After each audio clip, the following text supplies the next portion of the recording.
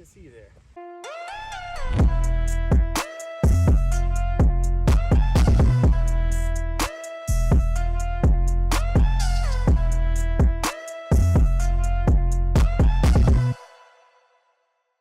What we're going to do is clean the intake manifold using Seafoam.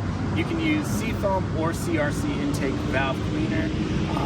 The reason why I'm doing this is just regular maintenance. This is for the 3.3 liter V6 on the Stinger GT, as well as the G70. If you're running a WMI kit, also known as meth, but I know meth heads, you are already clean. Okay, so if you're using that, you're already clean. I don't run WMI, so I am doing it the old-fashioned way with Seafoam.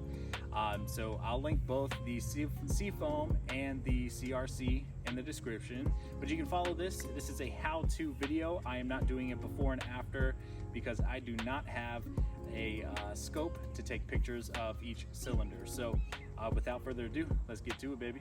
So what we'll do first is we're going to take off this hose that runs into the intake manifold. We're going to use just a needle nose pliers here to undo the little clip here, and then we'll take off the hose. All right, so with the Seafoam ready to be sprayed, you want to make sure that your car is up to operating temperatures. That means oil and coolant, everything is up to operating temperatures, about 10 to 15 minutes depending on the temperature in your area.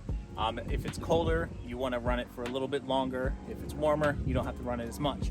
So I'm going to go ahead, turn it on,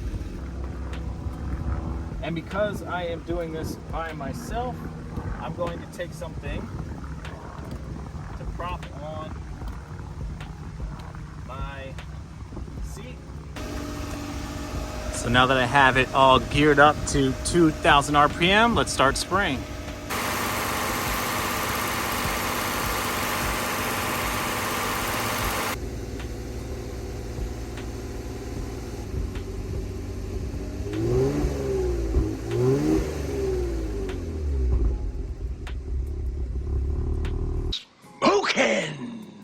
Now that the can is empty, we're gonna let this heat soak for about 10 minutes.